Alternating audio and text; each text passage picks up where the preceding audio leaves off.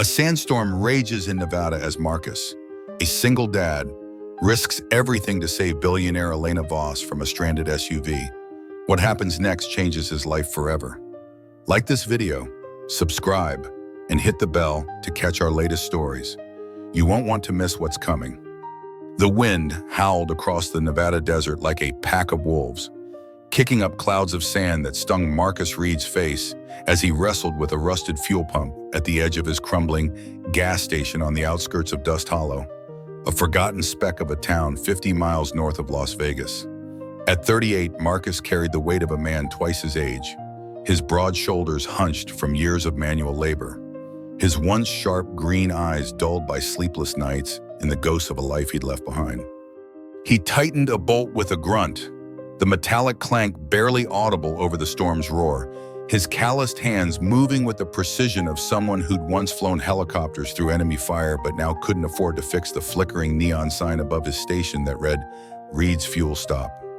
Inside the tiny office, his 14-year-old son Ethan sat cross-legged on the floor, a dog-eared astronomy textbook open on his lap, his thin frame dwarfed by one of Marcus's old flannel shirts, the sleeves rolled up to his elbows as he scribbled notes about constellations he'd never seen through the city's light pollution. Ethan's dream was to attend a summer astronomy camp in California, a $300 registration fee Marcus couldn't scrape together even if he sold every spare part in the shop. The guilt gnawed at Marcus like a rusty blade, a reminder of the promise he'd made to Ethan's mother, Lily, before she succumbed to pneumonia 5 years ago in a hospital room they couldn't afford. She'd whispered with her last breath that Ethan would reach the stars, and Marcus had sworn he'd make it happen, even if he had to claw his way out of the dirt to do it. A sudden gust slammed against the station's tin roof, rattling the windows, and Marcus glanced at the darkening sky, a wall of sand advancing like a tidal wave, the kind of storm that could bury a man alive if he wasn't careful. He wiped the sweat from his brow, his faded black t-shirt clinging to his sweat-soaked chest, and shouted toward the office, his voice rough but steady. "Ethan, get the shutters down. Now this one's gonna be bad."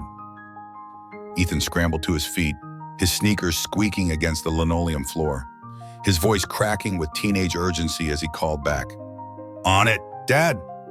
Marcus turned back to the pump, knowing every minute it was down meant another customer he couldn't afford to lose. But before he could tighten the last valve, a faint beam of headlights pierced through the swirling sand, flickering like a dying star on the horizon.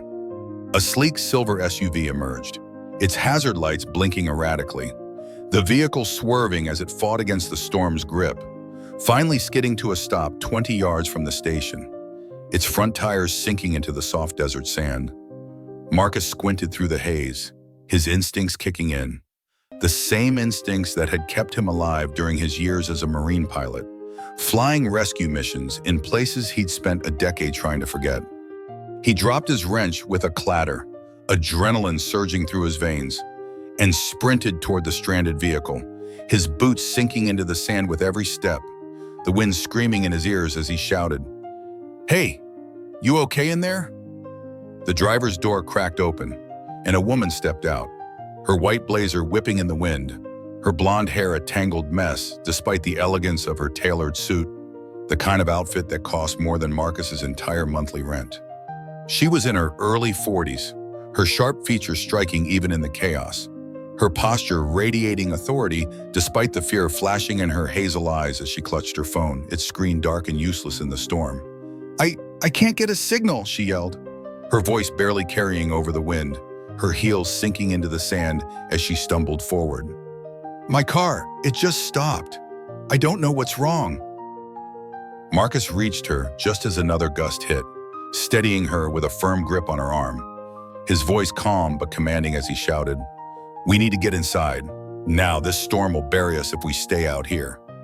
She nodded, her expression a mix of panic and trust, and Marcus guided her toward the station, shielding her from the worst of the sand with his body, his arm around her shoulders as they fought their way through the storm, the grains biting into his skin like 1,000 tiny needles. They burst into the office just as Ethan secured the last shutter, the door slamming shut behind them, the roar of the storm muffled but still ominous as it battered the walls. The woman doubled over, coughing, her pristine suit now dusted with sand, her hands trembling as she pushed her hair back, revealing a face that Marcus vaguely recognized from some glossy magazine cover he'd seen at the grocery store checkout. Elena Voss, the billionaire tech mogul who'd made headlines for her investments in space exploration. A woman whose net worth could buy Dust Hollow 1,000 times over.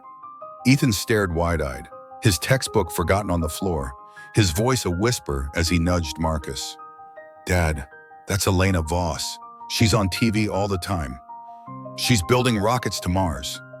Marcus ignored his son's awe, his focus on the woman in front of him, her breathing steadying as she straightened up, her gaze locking onto his with an intensity that made him shift uncomfortably, her voice low and measured despite the chaos outside. "Thank you, I thought I was done for out there." "Bun." Marcus nodded, his jaw tight, his mind already racing with the implications of having someone like Elena Voss in his rundown station.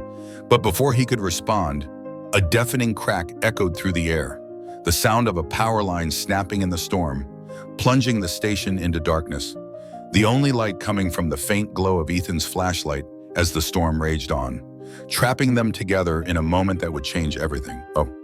The darkness inside Reed's fuel stop was thick, broken only by the faint beam of Ethan's flashlight as it danced across the room, casting long shadows over the cluttered shelves of motor oil and dusty candy bars.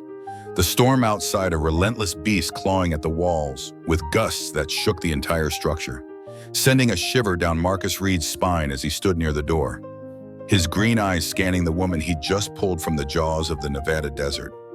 Elena Voss, the billionaire tech mogul, brushed the sand from her white blazer with trembling hands, her composure fraying at the edges but still clinging to the authority that had made her a household name. Her hazel eyes locking onto Marcus with a mix of gratitude and curiosity as she straightened up, her voice cutting through the howl of the wind. "You're a long way from civilization out here. How do you even survive in a place like this?" Marcus shrugged, his broad shoulders tense, his faded black t-shirt still damp with sweat and sand as he moved to check the generator in the corner, his voice gruff but steady. "You get used to it. Folks around here don't have much, but we make do." Ethan, clutching the flashlight like a lifeline, piped up from behind the counter, his teenage voice cracking with excitement. "Dad used to be a Marine pilot. He flew choppers in Afghanistan, saved a lot of people before everything." Marcus shot his son a sharp look, his jaw tightening at the mention of his past. A chapter he'd buried deep after a crash landing in Kandahar left him with scars, both the visible ones on his left forearm and the invisible ones that woke him up in a cold sweat most nights, the kind of trauma that had grounded him for good and cost him his career, leaving him to scrape by in Dust Hollow with nothing but a rundown gas station and a promise to his late wife, Lily, to give their son a better life. Elena raised an eyebrow, her interest piqued as she leaned against the counter, her manicured nails tapping lightly on the scratched surface. "A pilot? Huh? That explains the quick thinking out there. I'd have been buried alive if you hadn't shown up." Marcus grunted, flipping the generator switch, the machine coughing to life with a sputter, casting a dim yellow glow over the room as he turned back to her, his hands on his hips. "Just doing what anyone would. Storm like this'll kill you faster than you can blink." But Elena's lips curled into a faint smile, her gaze assessing him with a sharpness that made him feel exposed, like she could see through the layers of grit and exhaustion to the man he used to be, and she said, "Not everyone would risk their shack for a stranger. I owe you one. Mr. Reed," he replied, his voice clipped. "Marcus Reed, and you don't owe me anything. Just glad you're not dead." Ethan, unable to contain his awe, blurted out, "You're Elena Voss, right? I saw you on TV. You're building those rockets to Mars, the ones that can land vertically, aren't you?" Elena's smile widened, her attention shifting to the boy, her tone softening as she nodded. "That's right. I'm the CEO of Voss Aerospace. And yes, we're working on reusable rockets to make space travel more accessible. Sounds like you're a fan of the stars." Ethan's eyes lit up, his earlier nervousness forgotten as he clutched his astronomy textbook to his chest, his words tumbling out in a rush. I want to be an astronomer. I've been studying constellations and black holes, and I really want to go to this summer camp in California where they have a real telescope. But it's 300 and we don't... I mean, Dad's been trying, but... Marcus felt a pang in his chest, the familiar guilt twisting like a knife as he watched his son's enthusiasm falter. The reality of their situation crashing down like the storm outside, and he cut in, his voice sharper than he intended. Ethan, that's enough. Go check the back door. Make sure it's secure. Ethan hesitated, his shoulders slumping, but he nodded and shuffled toward the back, his flashlight beam bouncing with every step, leaving Marcus alone with Elena. The air between them heavy with unspoken questions as the generator hummed softly in the background. Elena studied Marcus for a long moment, her expression unreadable. Then said, "Your boy's got a spark, reminds me of myself at his age. Always looking up, dreaming of what's out there." Marcus ran a hand through his cropped hair, his gaze dropping to the floor, the linoleum cracked and stained from years of neglect. And he muttered, "He's got dreams bigger than this place. I just don't know if I can give him what he needs to get there." Elena stepped closer, her heels clicking softly against the floor, her voice low but firm. "You'd be surprised what a parent can do when they're pushed. I wouldn't be where I am if my father hadn't bet everything on me, even when the odds were against us." Marcus looked up, meeting her gaze, her words stirring something in him. A flicker of the man he used to be, the one who'd flown into hell and back to save lives, but before he could respond, the conversation took an unexpected turn as Elena's eyes narrowed, her tone shifting to something more probing. "You said you were a Marine pilot. What made you leave the skies for a place like this?" Marcus's throat tightened, the memories he'd buried clawing their way to the surface. The crash in Kandahar replaying in his mind like a broken record, the helicopter spiraling, the screams of his crew, the searing pain as shrapnel tore through his arm, the guilt of being the only one to walk away while his co-pilot didn't, and the VA's diagnosis of PTSD that grounded him for good, leaving him unemployable in the only field he'd ever known. He swallowed hard, his voice barely above a whisper as he said, "Had a bad crash, lost my nerve, lost my job, lost everything but my kid. Been trying to piece things back together ever since." Elena's expression softened, but there was no pity in her eyes, only a kind of understanding that caught Marcus off guard. And she said, "I've met a lot of pilots in my line of work. Takes a special kind to keep going after something like that, even if it's just keeping a gas station running in the middle of nowhere." Marcus didn't respond, his mind racing with the weight of her words. But the moment was interrupted by a loud bang from the back, Ethan's voice calling out in a panic, "Dad, the back door is loose. The wind's gonna rip it off." Marcus snapped into action, his instincts taking over as he grabbed a hammer and a handful of nails from a drawer, shouting, "Stay here!" Wows to Elena as he rushed to the back, the storm's fury seeping through the cracks as he fought to secure the door, his muscles straining against the wind's relentless push. Ethan holding the flashlight steady as they worked together, father and son moving in sync like they'd done 100 times before in the face of Dust Hollow's harsh realities. When they finally returned to the front, sweaty and breathless, Elena was standing by the counter, her arms crossed, her expression thoughtful as she watched them, and she said, "You two make a good team. Reminds me of my early days working with my engineers, figuring things out under pressure." Marcus wiped his hands on his jeans, his chest heaving as he caught his breath, and muttered, "We've had a lot of practice. Storms like this aren't exactly rare around here." Elena nodded, then glanced at Ethan's textbook on the counter, her fingers brushing the cover as she said, "You know, I started Voss Aerospace because I was obsessed with the stars. Just like your son, I had to learn a lot about aeronautics along the way, things most people wouldn't expect a CEO to know." Marcus raised an eyebrow, curious despite himself, and asked, "Like what?" Elena's eyes gleamed with a hint of pride as she replied, "Like how to calculate orbital trajectories, or why reusable rockets need precise landing algorithms. I taught myself because I didn't trust anyone else to get it right. Marcus felt a spark of recognition, his own buried knowledge stirring as he said, I used to do some of that back when Ethan started getting into astronomy. I taught myself orbital mechanics to help him with his projects. Figured if I could navigate a chopper through a war zone, I could handle a few equations. Yet Elena's head snapped up, her gaze sharpening as she leaned forward, her voice tinged with disbelief. You taught yourself orbital mechanics just to help your kid with a school project? Marcus shrugged, suddenly self-conscious under her scrutiny, and muttered, didn't have much else to do out here, keeps my mind off things. Elena stared at him for a long moment, her mind clearly racing. And then she said, that's not something you just pick up on a whim. Marcus, you've got a mind for this, a real mind, the kind I look for in my engineers. Marcus shifted uncomfortably, the compliment hitting harder than he expected. But before he could respond, the storm let out a final bone-rattling roar, the lights flickering as the generator struggled to keep up. And in that moment, Marcus realized that the woman standing in his gas station wasn't just a stranded billionaire.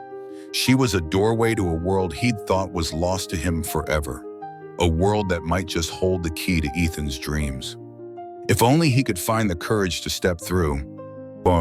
The storm's fury had finally begun to wane by dawn, the howling winds replaced by an eerie stillness as the first rays of sunlight pierced through the sand-caked shutters of Reed's fuel stop, casting jagged patterns across the linoleum floor where Marcus Reed sat slumped in a rickety chair, his calloused hands wrapped around a chipped mug of instant coffee.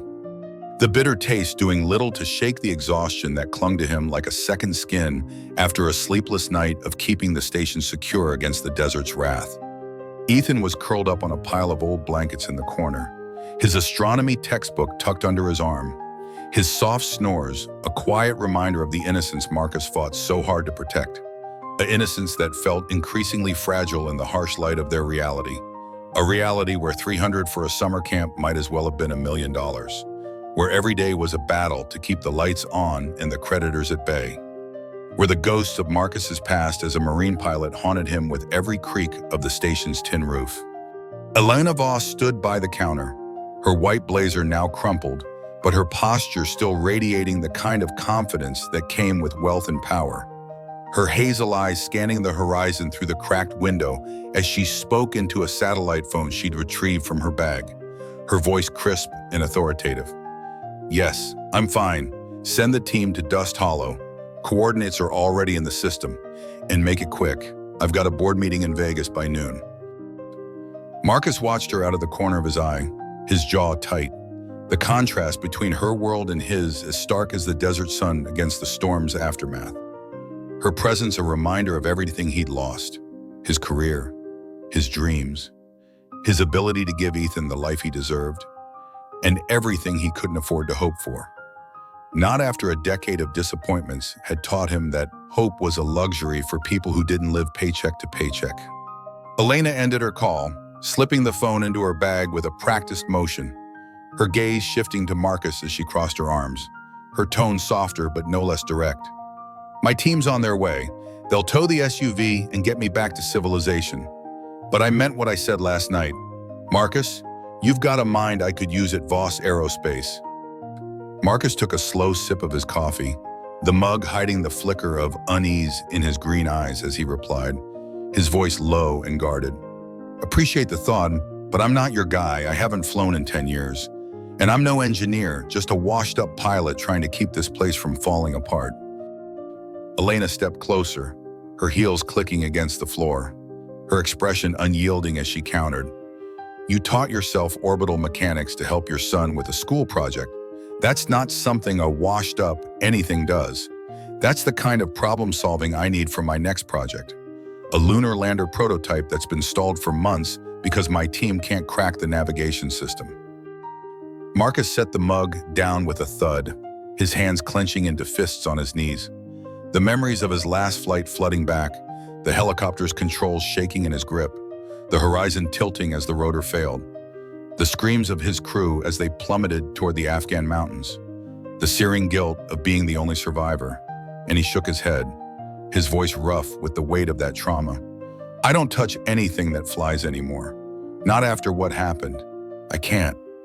And I've got Ethan to think about. He needs me here, not chasing some pipe dream that'll probably crash and burn like everything else I've touched." Elena's gaze softened, but she didn't back down. Her voice steady as she said, "I'm not asking you to fly. Marcus, I'm asking you to think, to solve problems, to use that mind of yours to do something extraordinary. And I'm not just offering a job. I'm offering a future for your son, one where he doesn't have to worry about whether his dad can afford a $300 camp." Marcus's chest tightened at the mention of Ethan, the guilt and longing warring within him as he glanced at his sleeping son, the boy who'd inherited his mother's dreamer's heart and his father's stubborn grit, a boy who deserved more than a life of scraping by in Dust Hollow.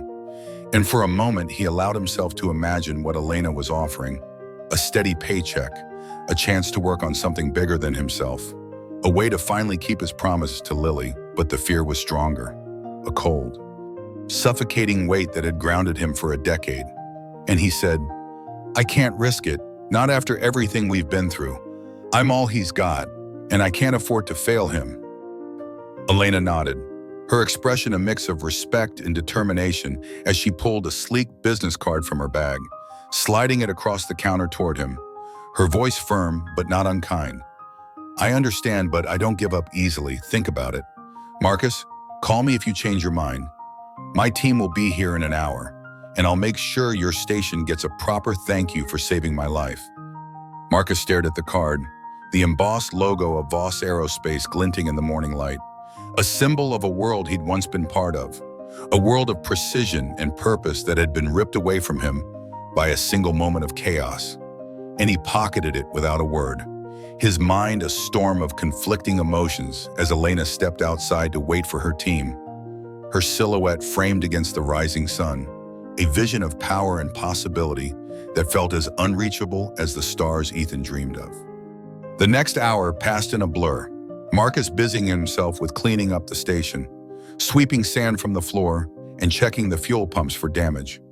His movements mechanical as he tried to push Elena's offer from his mind, but her words echoed like a siren's call, stirring a longing he'd buried deep, the longing to be more than a survivor, to be a creator again, to give Ethan a future that didn't end in Dust Hollow.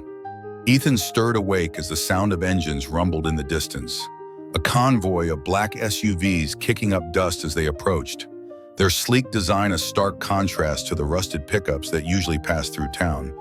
And he rubbed his eyes, his voice groggy but excited. "Dad, is that her team? Look at those cars. They're like something out of a movie." Marcus nodded, his jaw tight as he watched Elena greet her team, a group of men and women in tactical gear who moved with military precision, towing her stranded SUV onto a flatbed with practiced efficiency. And he felt a pang of envy for the life they represented, a life of purpose and resources he could only dream of providing for Ethan.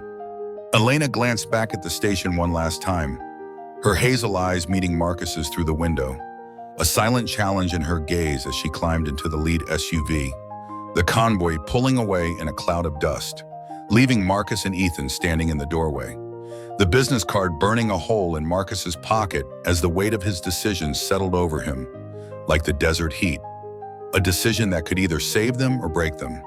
And for the first time in years, he wasn't sure which path to take.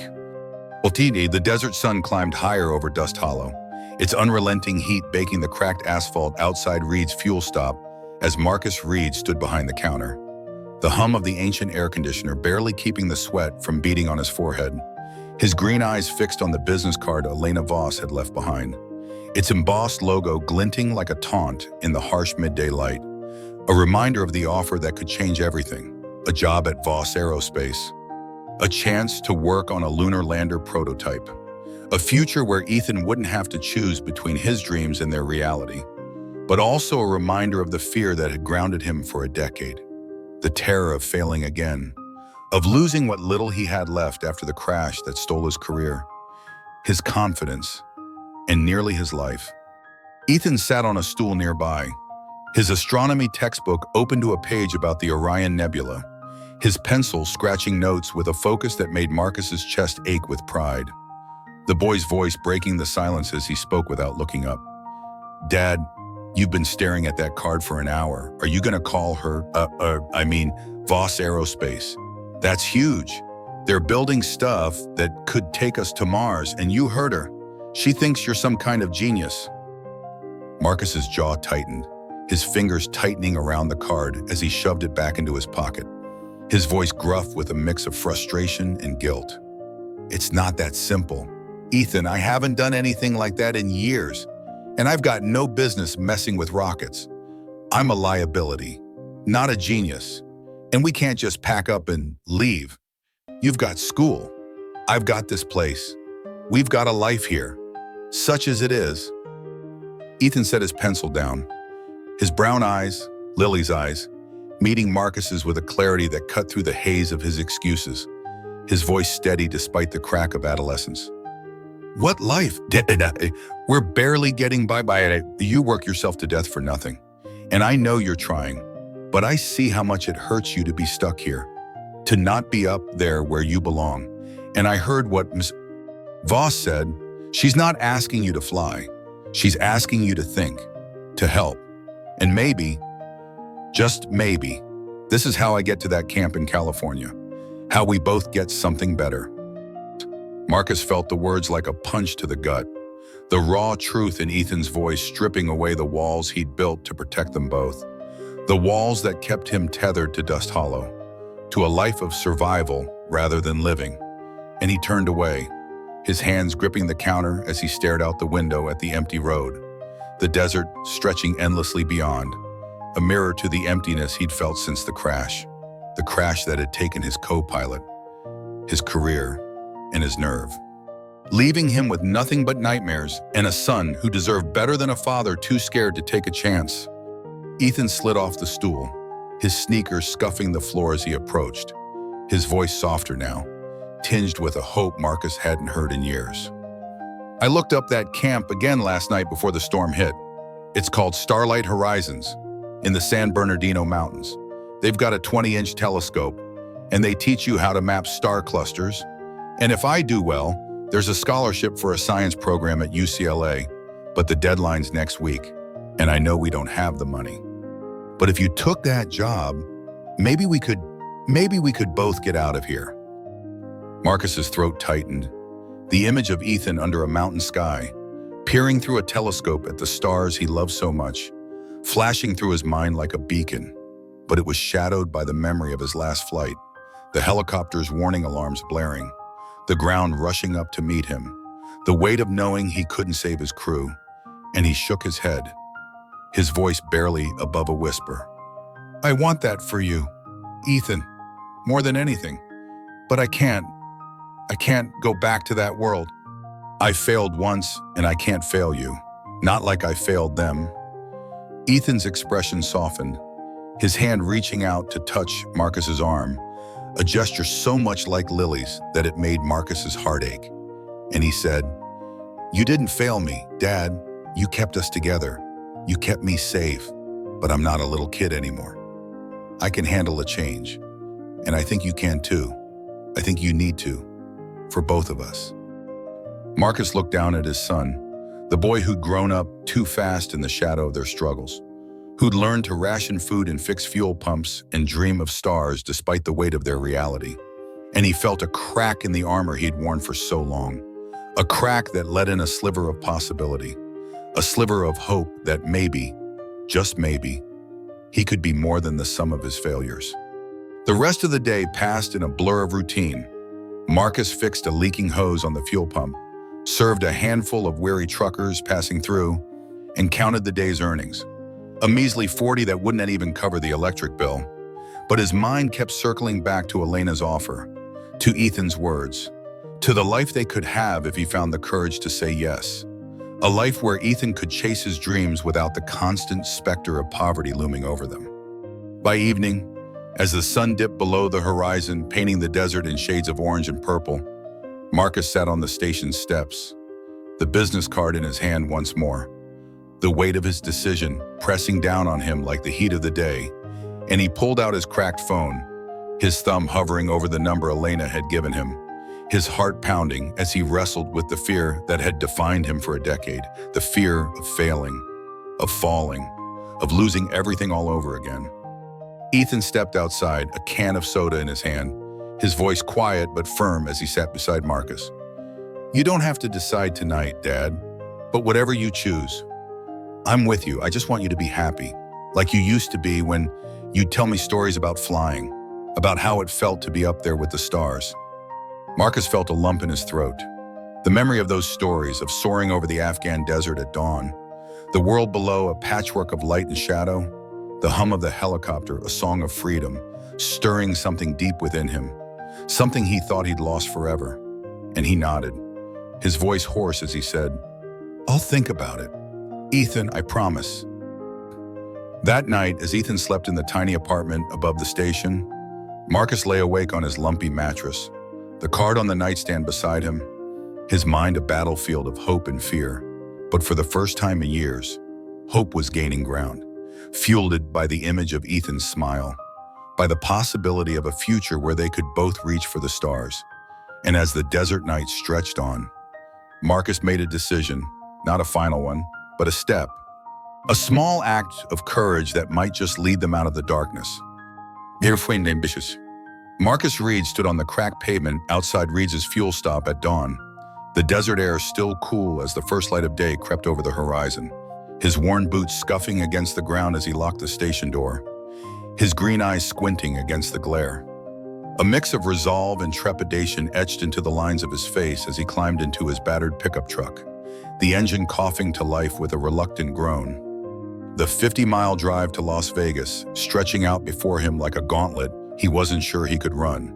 But he'd made the call to Elena Voss late last night, his voice steady despite the tremor in his chest, agreeing to meet her at Voss Aerospace's headquarters to see what her offer really meant. Not a commitment, he told himself, just a look, a chance to weigh the risks against the dreams Ethan held so dear. Ethan sat beside him in the passenger seat, his astronomy textbook clutched to his chest, his brown eyes wide with a mix of excitement and nervousness as he adjusted the straps of his backpack, his voice cutting through the hum of the engine. "Dad, this is huge. Voss Aerospace. They've got tech I've only read about in magazines, like ion propulsion and reusable landers. And if you take the yacht, maybe I can visit their labs someday, see how they build stuff for space." Marcus gripped the steering wheel tighter, his knuckles whitening as he kept his eyes on the road, the endless stretch of desert highway blurring past, his mind racing with doubts. What if he couldn't handle the pressure? What if his past caught up with him? What if he let Ethan down again? But he forced a small smile, his voice gruff but warm. "One step at a time, kid. I'm just checking it out. No promises, but I'm glad you're here with me." The drive to Las Vegas felt both endless and too short, the city rising from the desert like a mirage of glass and steel, its towering casinos and neon signs a stark contrast to the dusty simplicity of Dust Hollow. And Marcus felt a pang of unease as he navigated the unfamiliar streets, following the GPS to an industrial district on the city's edge where Voss Aerospace's headquarters loomed, a sleek, modern complex of curved glass and titanium, its design mimicking the aerodynamic lines of a spacecraft, the company logo etched into a massive steel arch over the entrance, a symbol of ambition that made Marcus's stomach churn with a mix of awe and inadequacy. They parked in the visitor lot, the pickup looking like a relic among the polished SUVs and electric cars, and Marcus adjusted his faded flannel shirt, suddenly conscious of how out of place he looked, his calloused hands and scuffed boots a testament to a life of hard labor, not the polished world of aerospace innovation he was stepping into. But Ethan's eager grin steadied him as they approached the entrance. A security guard in a crisp uniform scanning their IDs before ushering them into a soaring atrium where holographic displays of orbiting satellites and lunar landers floated above a polished marble floor, the air buzzing with the energy of a place where the future was being built. Elena Voss emerged from a glass elevator, her presence commanding even in a simple black dress that hugged her figure with effortless elegance. Her blonde hair swept back in a sleek ponytail, her hazel eyes lighting up with genuine warmth as she extended a hand to Marcus, her voice smooth and confident. "I'm glad you came, Marcus, and this must be Ethan, the future astronomer. I've heard so much about—" Ethan shook her hand with an awkward enthusiasm, his voice tripping over itself. "Yes, ma'am, I'm a huge fan of your work. I read about your vertical landing tech in Scientific American. It's amazing how you got the thrust-to-weight ratio so efficient." Elena's smile widened, her gaze flicking to Marcus with a knowing look as she replied, "I like this kid already. He's got a head for details. Just like his dad. Come on, let me show you what we're working on." No, she led them through a labyrinth of corridors, past conference rooms filled with engineers in lab coats and walls lined with blueprints of spacecraft. The hum of innovation palpable as they reached a massive hangar bay where a lunar lander prototype sat under harsh fluorescent lights, its sleek frame a tangle of titanium struts and wiring, a team of technicians swarming around it like ants. Their voices a low murmur of technical jargon that Marcus hadn't heard in years, but understood instinctively. The language of flight and physics stirring memories of his days as a pilot, days he thought were lost forever. Elena gestured to the lander, her tone shifting to one of quiet intensity as she explained, "This is Project Selene, our attempt to build a reusable lunar lander for commercial missions. But we've hit a wall with the navigation system. The algorithms can't handle the low-gravity environment, and we're losing precision on descent. My team's been stuck for months, and I think you might be the one to get us unstuck." Marcus stared at the lander, his heart pounding as he ran a hand over its cold metal surface, the feel of it grounding him even as his mind raced. The equations he'd taught himself for Ethan's projects flashing through his head, orbital mechanics, trajectory corrections, gravitational constants, and he felt a spark of something he hadn't felt in years, a flicker of confidence, of purpose. But it was quickly overshadowed by the weight of his doubts, the fear that he wasn't enough, that he'd fail again. And he said, "I don't know, Elena, I'm not trained for this. I'm just a guy who used to fly choppers. I don't even have a degree, and this is next-level stuff." Elena crossed her arms, her gaze unwavering as she replied, "You taught yourself orbital mechanics with nothing but a library book and a calculator. That's more than most of my engineers can say. And I don't care about degrees, I care about results. And I've got a feeling you can deliver." Ethan, who'd been wandering the hangar with wide-eyed wonder, chimed in, his voice brimming with excitement. "Dad, look at this. They've got a simulator over there, like the ones NASA uses. You could totally figure this out. You're the smartest person I know." Marcus felt the weight of Ethan's faith in him, a weight both comforting and crushing, and he turned back to Elena, his voice low but steady. "If I do this, if I'd need to know Ethan's taken care of, that he gets to that camp, that he's got a future, no matter what happens to me." Elena nodded, her expression softening as she said, "Done, Starlight Horizons. Right, I'll cover the registration fee, and I'll throw in a scholarship for his high school expenses, books, equipment, whatever he needs to keep chasing those stars. And if you join us, you'll have a salary that'll make sure he never has to worry about money again." Marcus's chest tightened, the offer everything he'd ever wanted for Ethan, a lifeline out of Dust Hollow, a chance for his son to soar where he'd fallen. And he looked at the lander again, its sleek lines a challenge and a promise, a chance to reclaim a piece of himself he'd thought was gone forever. And for the first time in a decade, he felt the stirrings of a yes, a quiet resolve that maybe, just maybe, he could do this, not for himself, but for Ethan, for Lily, for the dreams they'd shared under a desert sky so many years ago. Marcus Reed stood in the cavernous hangar of Voss Aerospace's Las Vegas headquarters, the hum of machinery and the sharp scent of hydraulic fluid filling the air as he adjusted the collar of a borrowed lab coat, its crisp white fabric feeling foreign against his skin, a stark contrast to the grease-stained t-shirts he'd worn for years at Reed's fuel stop, his green eyes scanning the lunar lander prototype with a mix of apprehension and determination. the sleek machine a testament to the future he'd agreed to help build. Not for himself, but for Ethan, whose registration to Starlight Horizons had been confirmed that morning. A 300-year fee Elena Voss had covered without a second thought, a gesture that cemented Marcus's decision to take the job as a navigation consultant, a role he'd accepted with a handshake and a promise to himself that he wouldn't let his past define his future.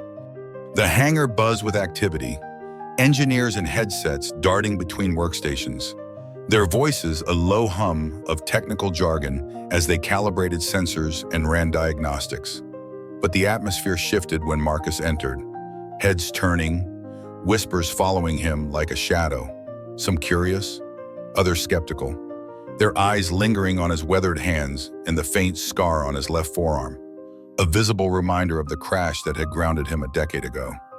A crash that had made him a liability in their eyes, a washed-up pilot with no formal training, brought in by Elena Voss on a whim, or so they thought. Elena stood beside him, her black dress replaced by a tailored navy suit, her blonde hair still sleek in a ponytail, her presence a quiet force as she addressed the team, her voice carrying over the din. Everyone, this is Marcus Reed, our new navigation consultant. He's here to help us solve the descent precision issues with Project Selene, and I expect full cooperation. His perspective is exactly what we need to get this lander off the ground. A tall engineer with wire-rimmed glasses stepped forward, his name tag reading Dr. Alan Carter. His expression a mix of curiosity and thinly veiled doubt as he extended a hand. His voice clipped. "Welcome aboard. Mr. Reed, I understand you have got some experience with orbital mechanics, but this is a complex system. We've been at this for months, and I'm not sure what you can bring that we haven't already tried." Marcus shook his hand, his grip firm despite the unease coiling in his gut. His voice steady as he replied, "I'm not here to step on toes, Dr. Carter. I'm here to help, and sometimes a fresh set of eyes can spot what a computer model misses. I've spent the last few years fixing things with my hands, feeling the problems, not just running the numbers."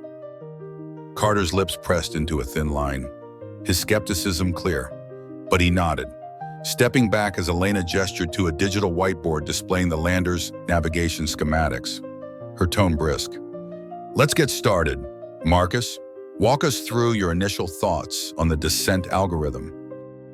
Marcus approached the board, his heart pounding as he studied the data, the equations and graphs, a language he'd taught himself in the quiet nights of Dust Hollow, and he began to speak, his voice gaining confidence as he pointed to a section of the algorithm. "The issue isn't just the low-gravity environment, it's the feedback loop between the thrusters and the navigation system. You're overcorrecting for drift because the sensors are too sensitive. It's creating a cascade effect that throws off your precision. I'd start by recalibrating the sensor thresholds and simplifying the correction protocol. Make it more adaptive to real-time conditions." A murmur rippled through the team, some nodding thoughtfully, others exchanging skeptical glances. But a young engineer named Priya Sharma, her dark hair tied back in a messy bun, spoke up, her voice eager. "That makes sense. I've been saying the sensors are too twitchy, but the models kept showing it as optimal. Maybe we've been over-relying on the simulations." Carter crossed his arms, his tone sharp. "Simulations that have been validated by NASA standards. Ms. Sharma, we can't just throw them out because, mechanic has a hunch." Marcus felt the sting of the word, a reminder of how far he'd fallen from the pilot he'd once been, but he held Carter's gaze, his voice calm but firm. "I'm not saying throw them out. I'm saying test it. Run a simulation with the adjusted thresholds. See if it stabilizes the descent. If I'm wrong, I'll step back. But if I'm right, we save months of trial and error." Elena nodded, her expression one of quiet approval as she said, "Do it. Set up the simulation. Let's see what happens." The team moved into action, Priya and a few others working at a nearby terminal to input the changes, while Marcus watched, his hands clasped behind his back, the weight of their scrutiny pressing down on him. The fear of failure a constant whisper in the back of his mind, but he pushed it aside. focusing on the task at hand, on the promise he'd made to Ethan to be more than the sum of his failures. The simulation ran for 20 tense minutes, the hangar silent except for the hum of computers and the occasional beep of a monitor. And when the results flashed on the screen, a 15% improvement in descent precision, the room erupted into a mix of gasps and murmurs, Priya's eyes wide as she turned to Marcus. It worked. The cascade effect is gone.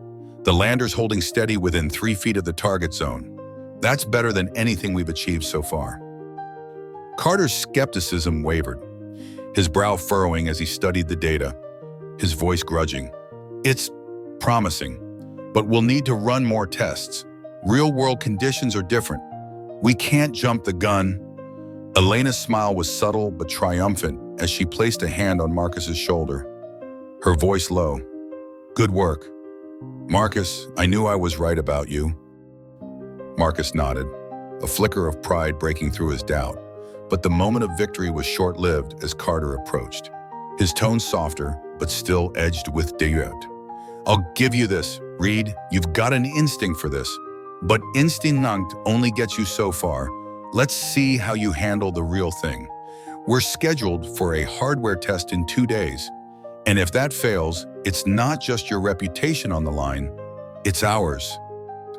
Marcus felt the weight of the challenge settle over him, the fear of his past failures creeping back. But he nodded, his voice steady. I'll be ready. As the team dispersed to their tasks, Elena led Marcus to a small office overlooking the hangar, her expression softening as she closed the door, her voice warm. You did well out there, better than I expected. You're proving yourself faster than I thought you would. Marcus ran a hand through his hair, his shoulders slumping slightly as he admitted, I'm out of my depth. Elena, I can feel it. They don't trust me, and I don't blame them. I'm not one of them. I'm just a guy who got lucky with a simulation. Elena leaned against the desk, her gaze steady. You're not here because you're one of them. Marcus, you're here because you're different, because you see things they don't. And trust takes time. But you've already got Priya on your side, and Carter's coming around. Even if he won't admit it. Marcus nodded, the tension in his chest easing slightly, and he said, I just don't want to let Ethan down. He's counting on this, on me, and I can't fail him, not again. Elena's expression softened further, a rare vulnerability in her eyes as she replied, You won't. I've built this company on people who were underestimated, people who had something to prove, and I see that in you. Marcus, you're not just doing this for Ethan. You're doing it for yourself, to reclaim what you lost. Marcus looked out the window at the hangar below, the lunar lander a symbol of the future he was building. And for the first time in years, he felt a spark of belief, not just in Ethan's dreams, but in his own. The hangar at Voss Aerospace buzzed with a tense energy 2 days after Marcus Reed's first simulation success. The lunar lander prototype now suspended 30 feet above the floor on a hydraulic rig, its titanium frame gleaming under the harsh fluorescent lights. The team of engineers gathered around a control station as they prepared for the first hardware test of the revised navigation system, a test that would either validate Marcus's instincts or expose him as the liability doctor. Alan Carter still suspected him to be the stakes higher than ever as Marcus stood at the edge of the control area, his borrowed lab coat feeling like a costume he didn't deserve. His green eyes locked on the lander with a mix of determination and dread, his hands clenched into fists at his sides as the memory of his last flight, the crash in Kandahar, the spiraling helicopter, the screams of his crew crept into his mind, threatening to unravel the fragile confidence he'd built over the past week.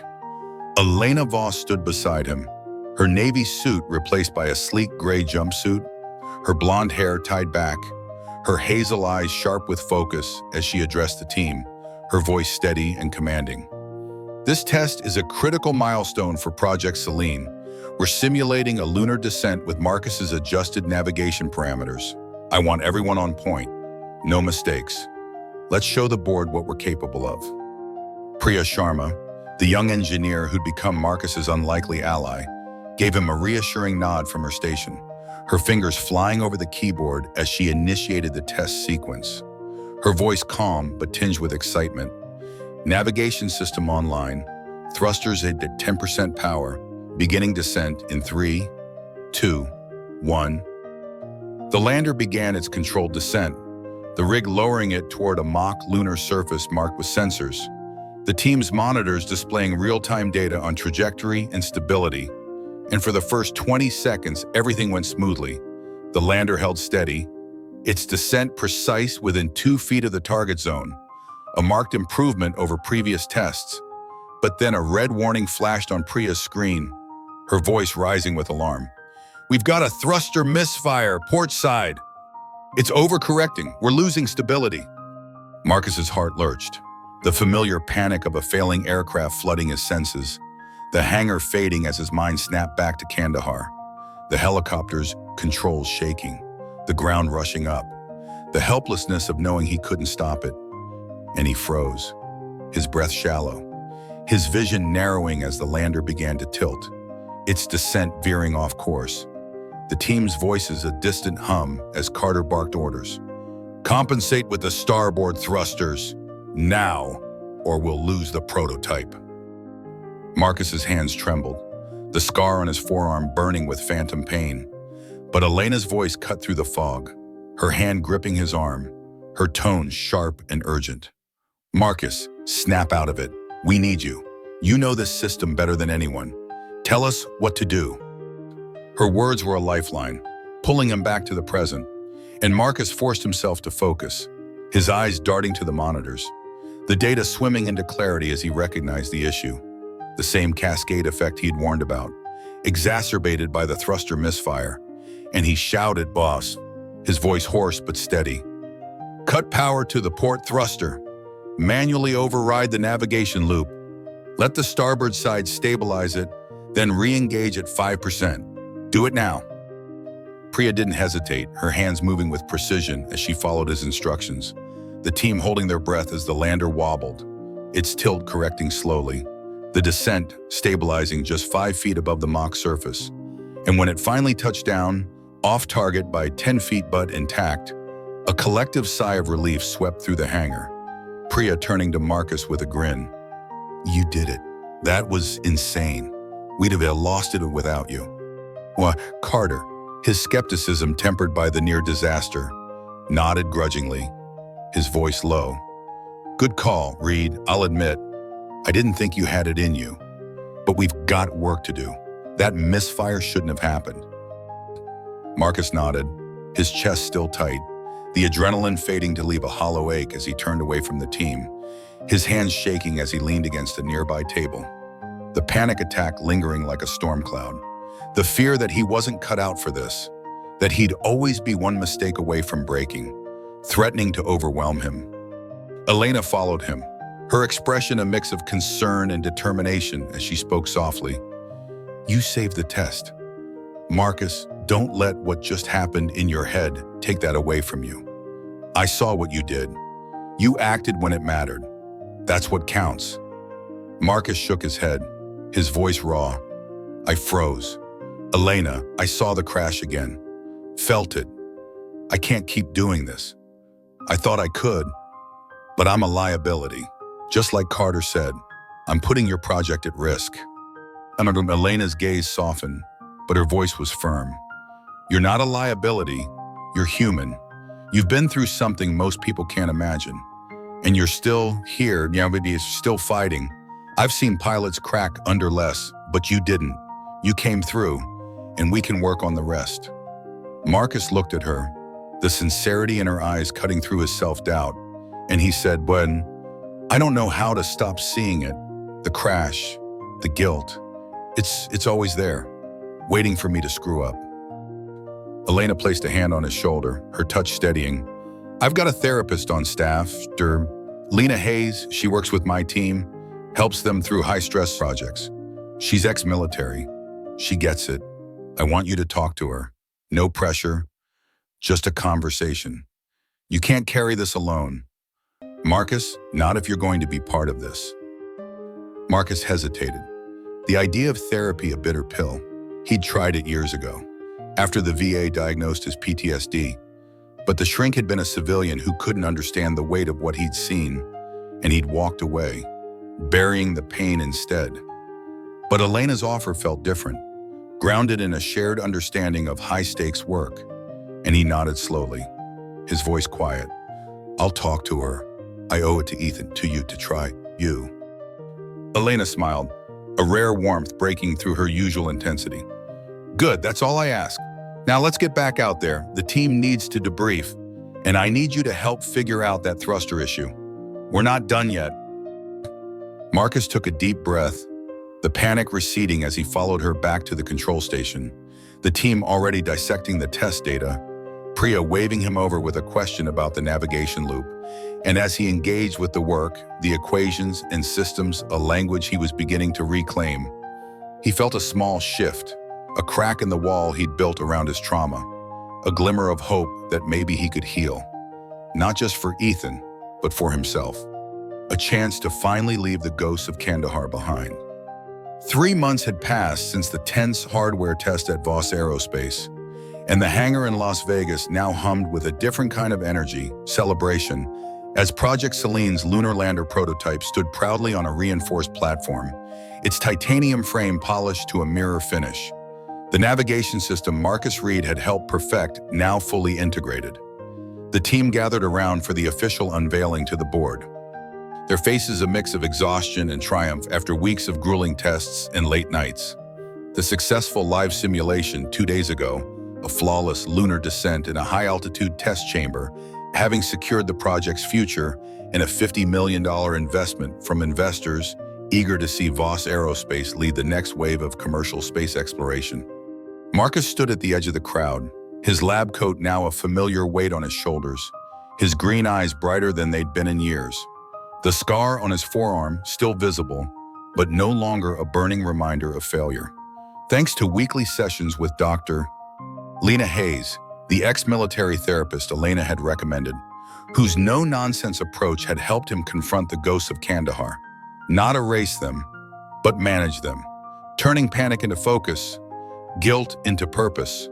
A transformation that had not only saved the project, but also saved him, allowing him to step into his role as navigation lead with a confidence he thought he'd lost forever.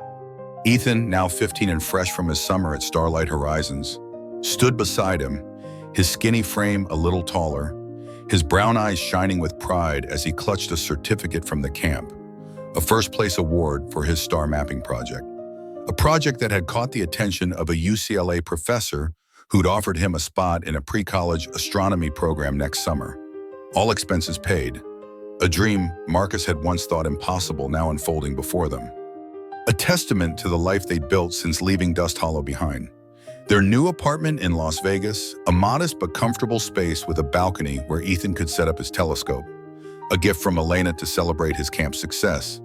Elena Voss took the stage, her presence magnetic in a tailored emerald dress that hugged her figure, her blonde hair loose for once, cascading over her shoulders as she addressed the crowd, her voice resonant with authority and warmth.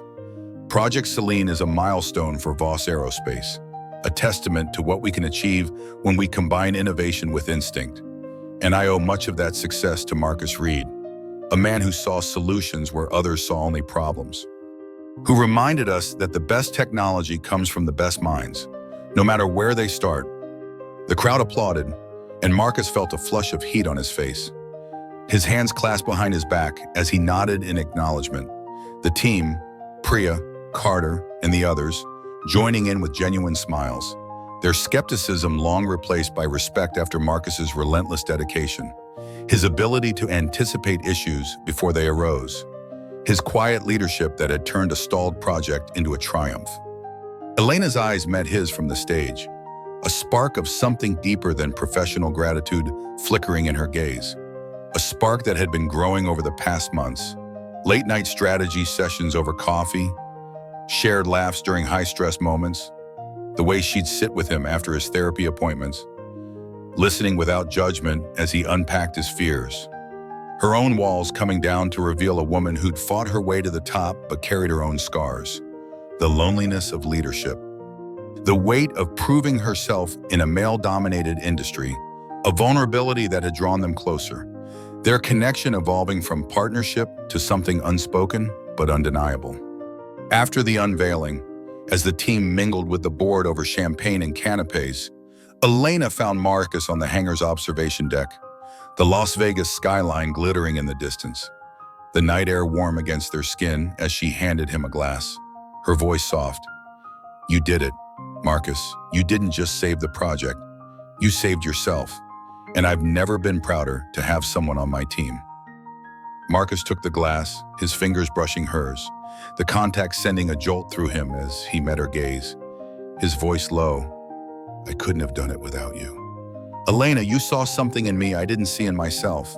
You gave me a chance when no one else would, and you gave Ethan a future. I don't know how to thank you for that." Elena stepped closer, her hazel eyes searching his, her voice barely above a whisper. "You don't need to thank me. I've built my career on taking risks, but you were the best one I ever took, not just for the company, but for me." Marcus's breath caught, the air between them charged with a tension that had been building for weeks, and he set his glass down, his hand reaching for hers, his touch tentative but firm as he said, "I've spent the last 10 years thinking I didn't deserve a second chance.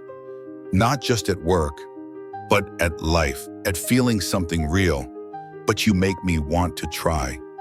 Elena, you make me want to be more than I've been."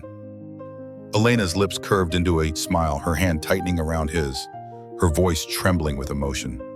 "I've spent so long building walls, Marcus, keeping people at a distance because I had to. But you got through them. You made me feel seen, not as a CEO, but as me, and I don't want to let that go."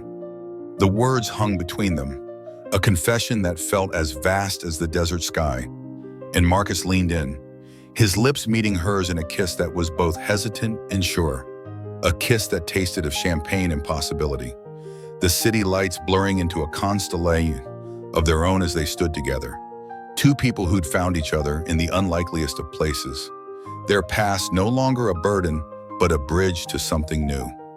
The next morning, Marcus and Ethan stood on their apartment balcony, the telescope pointed at the pre-dawn sky. Ethan adjusting the lens with practiced ease as he pointed out Jupiter's moons, his voice bubbling with excitement. "You can see Io and Europa from here. Dad, next year at UCLA, they've got a 50-inch telescope. I might even get to study their orbits up close."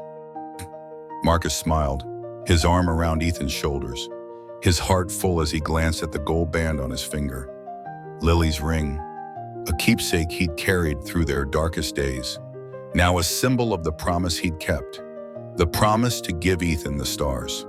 A promise fulfilled not just by his work at Voss Aerospace, but by the love he'd found with Elena, a love that had healed them both, a love that had turned a chance encounter in a desert storm into a future brighter than any constellation. As the sun rose over Las Vegas, painting the sky in shades of gold and pink, Marcus felt a peace he hadn't known in years, a peace born of knowing he'd not only reclaimed his purpose but had built a family, Ethan, Elena, and the team at Voss Aerospace, all bound by a shared dream of reaching beyond the horizon, a dream that had started in Dust Hollow but now stretched to the moon and beyond, a happy ending written in the stars they'd all learned to chase together. From a desert storm to leading a lunar project, Marcus transformed his life, found love with Elena, and secured Ethan's dreams. Thanks for listening. Please like, share this video, and don't forget to subscribe with notifications on for our latest stories. Your support means the world to us.